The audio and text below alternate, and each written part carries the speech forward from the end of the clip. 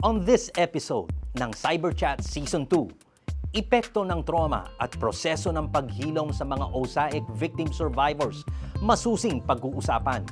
Healing shelters for victim survivors, ating alamin. Mga social workers at ang kanilang 24/7 job, inyong hahangaan.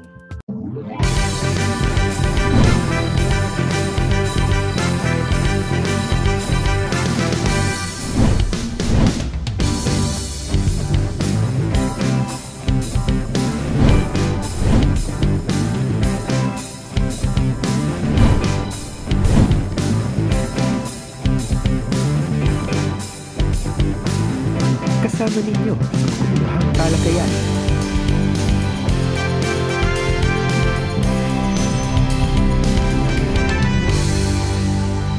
Cyberchat Season 2. Cyber Credible Day, chatters! I'm your host, Attorney Kath.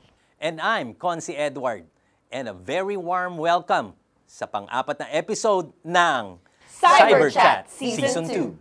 Partner, welcome back sa ating TV program. At mula sa aming lahat na bumubuo ng Cyberchat team, our deepest sympathies and condolences to you and your family. Eternal rest grant unto the soul of your tatay po, Consi Edward. Salamat. Salamat, Lay. And of course, salamat sa bumubuo ng programa ng Cyberchat. And it's good to be back. And we must move on, sabi nga.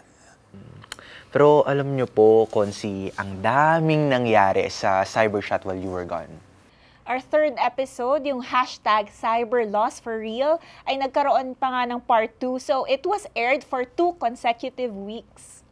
Ang mga panyeros ni Attorney Kat sa International Justice Mission Manila Office ay 2 weeks nating nakasama, Consi. Totoo nga po. In your absence po, Consi, Attorney Kat's mentor at IGM, Attorney Ray Bicol Jr., was our guest co-host po. Naku, maraming salamat po sa inyo. And of course, si Attorney Ray Bicol for pitching in for me. I'm sure I missed a lot. At partner, mga kasama, ano na ba yung mga na-miss ko? Lalo na doon sa mga, para doon sa mga viewers natin, no? Who missed the past 2 weeks, no? Ng Cyberchat episode on hashtag CyberLawsForReal. Attorney Aldrian Robert David and Attorney Reyna Asis Torres, both colleagues of Attorney Kat from IGM, gave us a comprehensive picture nitong provisions ng RA 11930 or Anti-OSAIC Law relating to law enforcement, prosecution, and investigation po. And apart from that, there were many salient points discussed, Consi, at isa na rito ay yung law enforcement authorities will now be allowed to retain 1 copy of the evidence which they need for case build-up and forensic investigation. Kasi dati they have to apply pa for a court order eh. Tama, Icon. Before kasi there was really a need to apply first for an order para makip nila yung extra copy ng digital forensic evidence. Ngayon, automatic na yan eh. Dapat payagan ng court may 1 copy na ma-retain. Pero alam nyo, Icon, Lay, partner, kailangan pa rin ng cybercrime warrants para makagain ng access sa content at yung online materials to be used as evidence. Mahirap talaga ngayon na makasecure ka ng child sexual exploitation material na evidence from Facebook, for example, from Meta. Very challenging yung makakuha ng data from abroad kasi papa-authenticate mo pa siya. Kaya very important for us na nasa prosecution na mag-apply pa rin ng cybercrime warrant before the proper court na may jurisdiction over the case. Partner, teka lang. Naalala ko lang yung pag-access ng mga materials from internet service providers, no? Or ISPs, no? Can they decline using the data privacy law or RA 11930 address this common excused use by ISPs before? No, partner, hindi na nila pwedeng gawin yan ngayon. Meron ng explicit provision under the new law, yung anti-OSAIC and anti-CSAIM law, na merong responsibility ang financial intermediaries at internet intermediaries gaya ng mga ISPs na mag-report ng suspicious transactions So, meron silang greater sense of accountability na ngayon, may liability sila. Hindi pwedeng tanggihan kapag nagpadala ng sabina sa kanila or letter request for preservation ng content or para i-disclose yung content, kailangan nilang mag-cooperate with law enforcement authorities. Specific na yan under the new law. Actually, one of the most important provisions of RA 11930 that I could clearly remember po, no, Consi, ay yung compelled na ang mga internet service providers and internet intermediaries like Globe, Smart, Converge, etc. to report to the authorities any suspicious transaction from their subscribers. Ganon din sa mga financial intermediaries like Western Union, GCash, and Cebuana Luwirier po. At marami pang ibang mga online platforms for financial intermediaries. Hindi lang limited dun sa tatlong na banggit mo, Lay. Marami sa kanila na nagagamit yung platform nila para sa mga illegal na transaction na to.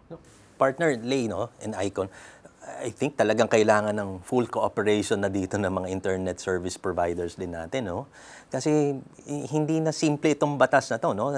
Meron na silang, tama ba, no, partner, as a lawyer, no? And handling cases ng OSAIC, tama ba na meron na sila ditong accountability, no, pagdating sa usapin ng batas? Kaya kayo dyan na mga perpetrators ng OSAIC or those uploading child sexual abuse and exploitation materials or CSAM, akala nyo ba hindi kayo traceable? Yung mismong mga ISPs nyo ay pwede kayong i-report at matrack kung saan kayo nakadestino o napapadpad. Talagang napakalaking impact, no, Icon, ng RA 11930 sa usapin ng OSAIC. Kaya maraming salamat po kay Senator Risa Ontiveros, the main author of the bill, at sa lahat ng sumuporta para ito ay maging batas. During the past 2 weeks that we were talking about RA 11930, focus on law enforcement, prosecution, and investigation, I can't help to think nga po, but yung mga victim survivors po natin, sa kanilang pananaw kasi, wala naman daw masamang ginawa sa kanila yung mga parents nila who happen to be the facilitators of the crime. Pero bakit daw sila hinuhuli at kinukulong? I can only imagine po yung confusion and the pain for these children having to be separated from their parents po, no? Hindi ko po talaga ma-imagine, grabe. Saka bukod doon, sila din yung naisip ko, Lay. Oo nga, through RA 11930, they will not be subjected to a face-to-face court hearing at allowed na ang video-recorded testimony nila. So, hindi na nila kailangan pa ulit-ulit na ikwento yung nangyari sa kanila. Pero, ayun nga, paano na kaya yung paghilom nila? Like, anong klaseng healing intervention kaya yung dapat gawin? Totoo nga, no? Para makabangon muli sila sa trauma na na-experience nila. Kasi hindi na po mababawi yung pagkabata nila eh. Pero paano kaya sila mamumuhay pagkatapos ng kanilang stay sa healing shelter? Paano kaya, no, Icon? Well, actually, Icon, Lay, no, akmang-akma yung mga katanungan po ninyo, no?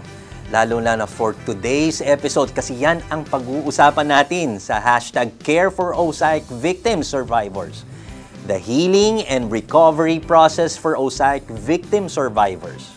Sa ating pagbabalik, let us sit and talk with our guests. We will be right back. Huwag po kayong aalis.